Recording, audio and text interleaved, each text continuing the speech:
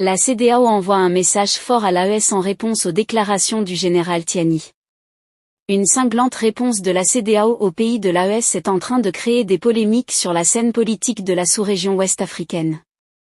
Le président du Conseil national pour la sauvegarde de la patrie, CNSP, et chef de l'État du Niger, le général Abdourahmane Tiani, a révélé une information inédite. La France aurait proposé des fonds aux autorités nigérianes pour établir une base militaire dans l'État de Borno, avec pour objectif manifeste de déstabiliser les pays voisins.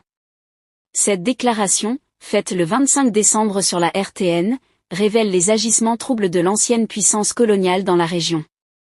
Face à ces révélations, la CEDEAO a réagi promptement par un communiqué daté du 26 décembre 2024.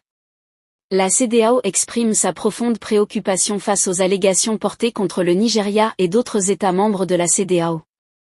La Commission soutient fermement le Nigeria et les autres États membres de la CEDEAO contre les allégations selon lesquelles ils parraineraient le terrorisme. Depuis des années, le Nigeria soutient la paix et la sécurité de plusieurs pays, non seulement dans la sous-région de l'Afrique de l'Ouest, mais aussi sur le continent africain. Les récents succès enregistrés par la force multinationale mixte, MNJTF, dirigée par le Nigeria, démontrent l'engagement du pays envers la paix et la sécurité dans toute la région. La CEDEAO réfute donc toute suggestion selon laquelle un pays aussi généreux et magnanime deviendrait un État parrain du terrorisme. La CEDEAO appelle tous les États de la région à promouvoir le dialogue et la stabilité et à s'abstenir de faire des accusations qui ne sont pas soutenues par des preuves, peut-on lire dans le communiqué. Chers abonnés, nous savons que les présidents des États de l'AES, à savoir le capitaine Ibrahim Traoré, le général Tiani et le général Assimi Goïta, sont plus que déterminés à détruire complètement le terrorisme jusqu'à la racine dans la zone de l'AES. Ces déclarations du général Tiani doivent être prises au sérieux par les populations pour éviter les surprises.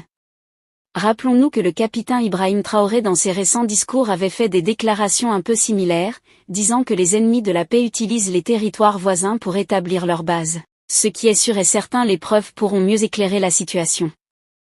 De ce fait, nous allons vous tenir informés si le général Tiani venait à éclaircir avec plus de preuves. Les amis, c'est là en quelque sorte l'information que nous avons pour vous aujourd'hui concernant l'AES et la CEDEAO. Que pensez-vous de cette situation ? Laissez votre avis en commentaire. Mais n'oubliez pas de vous abonner et de cliquer sur la cloche de notification pour ne pas rater mes prochaines vidéos.